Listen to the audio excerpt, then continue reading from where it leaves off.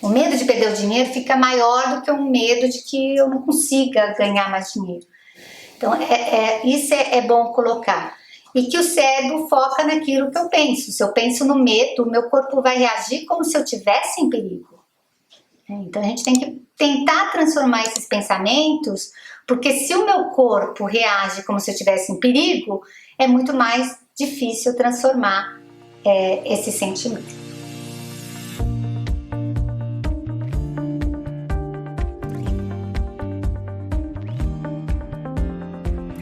Eu separei aqui 3 livros.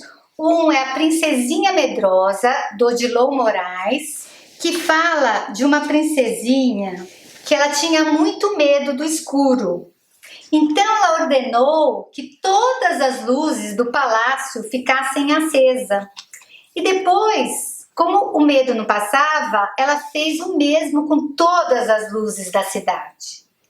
E ainda ela ordenou que o próprio sol brilhasse o tempo todo no seu reino.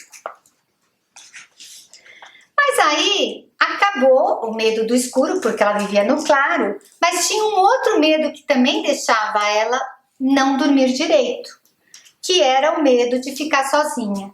Então ela ordenou que todos do palácio dormissem dentro do palácio, no seu quarto também, tinha muitos, e eles tinham que dormir de qualquer jeito, acampados, porque ela não queria ficar sozinha. E aí era para ter passado o medo, mas ela tinha um outro medo, o medo de ficar pobre. Então, ela ordenou que ninguém parasse de trabalhar nenhum momento. E apesar de todo mundo fazer tudo que ela ordenava, ela ficava sofrendo. E se as luzes se apagarem? E se as pessoas forem embora? E se algum dia eu precisar de algo mais caro do que toda a tristeza que eu tenho?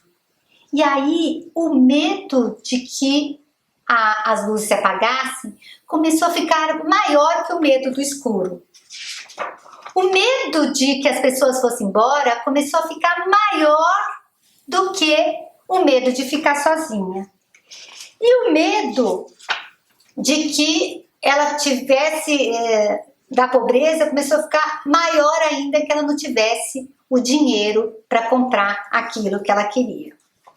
E aí um dia ela estava fazendo um passeio, ela conheceu um menino, ela se perdeu nesse passeio, ela conheceu um menino que ele estava lá deitado tranquilamente, numa tranquilidade que ela nunca tinha experienciado. Então ela perguntou o que ele estava fazendo lá, e ele falou que estava contando as estrelas. E ela falou, mas como assim contando as estrelas? Tá claro. Ele falou, é só fechar os olhos e ouvir as estrelas cantando. E aí ela foi percebendo essa sensação de desligar, de aproveitar.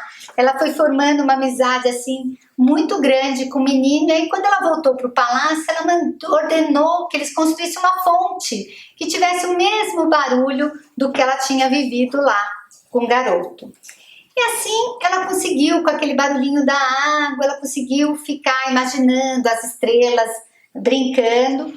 E aí ela não sentiu mais aquele frio na barriga. Ele ia encontrar sempre com o menino, ela resolveu parar de mandar tudo ficar claro, de que a noite pudesse aparecer, o escuro pudesse ter escuro, porque quando ela fechava os olhos, ela podia usar a imaginação e imaginar as estrelinhas dançando. E aí ela parou também com medo de ficar sozinha, ela mandou cada um ficar lá, ela sabia que ela sempre podia contar com a imaginação dela.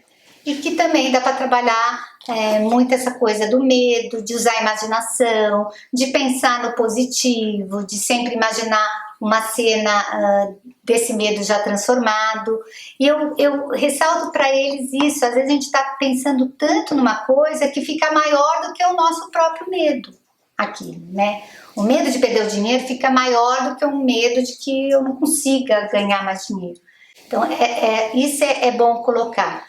E que o cérebro foca naquilo que eu penso. Se eu penso no medo, o meu corpo vai reagir como se eu estivesse em perigo. Então, a gente tem que tentar transformar esses pensamentos, porque se o meu corpo reage como se eu estivesse em perigo, é muito mais difícil transformar esse sentimento.